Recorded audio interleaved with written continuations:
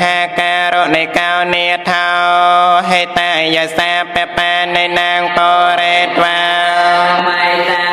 pa tao sam po ti mô tâm mang pre sam ma sam po chia te pang này sa lô trongประกอบដោយមហាករណាព្រះអង្គបំពេញនៅបារមីទាំងឡាយទាំងពួង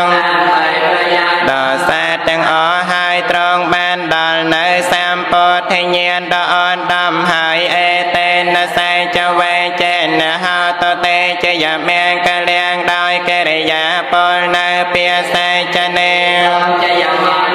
កើតមានដល់នាជាយានតពុទ្ធយាមូលេសេកចានាងនន្តិវេទណោអេវែងត្វាងវិជ្ជយោ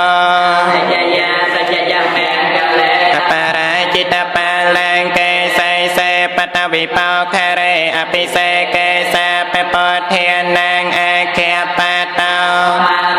ព្រះសម្មាសម្ពុទ្ធទ្រង់ញ៉ាំងសេចក្តីត្រេញអរនៃសាជាតិទាំងឡាយឲ្យចម្រើនព្រះអង្គឈ្នះមាហើយបានដល់នៅភាពជាបុគ្គលប្រសើរបំផុតទ្រង់រៀងរាយត្រាដាងលើអបរាជិតបាលែងជាចយមៀងកុលទៀមកុលពោតិប្រាក់ត្រមចាត់ផែនដីដោយជាស្រាងចូលជាទេអភិសេកនៃប្រពន្ធក្រព្រះអង្គយ៉ាងណាមិញមានជំនះឈ្នះអសត្រូវយ៉ាងនោឯងសុនេខេតតែសមៀងកលៀសពភាតែសហតេតែសុកណោសមហតោចសយាថាពេលណាដែលសាទទាំងឡាយប្រព្រឹត្តល្អដោយកាយវាចាចានពេលនោះឈ្មោះថាជាអ្នកកតរកល្អជាមៀងក៏ល្អជាពេលព្រឺស្វាងល្អជាពេលនៃអរណ៌ល្អជាកណ្ដល្អដល់ព្រះមេចារីបុគ្គលទាំងឡាយក្នុងពេលនោះឈ្មោះថាជាគ្រឿងបូជាល្អបតិកេណាងកាយកម្មមាងវាចាកម្មមាងបតិកេណាងបតិកេណាងមនោកម្មមាង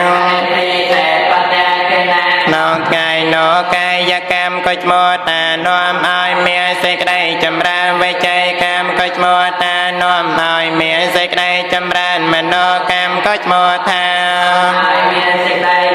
សេចក្តីប្រាថ្នាទាំងឡាយរបស់អ្នកទាំងនោះក៏ឈ្មោះថានាំឲ្យមានសេចក្តីចម្រើនបតិកេណានិកាតវានលផានតាថេបតិកេណេបុគ្គលដែលបានធ្វើនៅកាយកម្មវិជ័យកម្មយ៉ាងនេះហើយក៏រមែងបាននៅប្រយោជន៍ដ៏ចម្រើនទាំង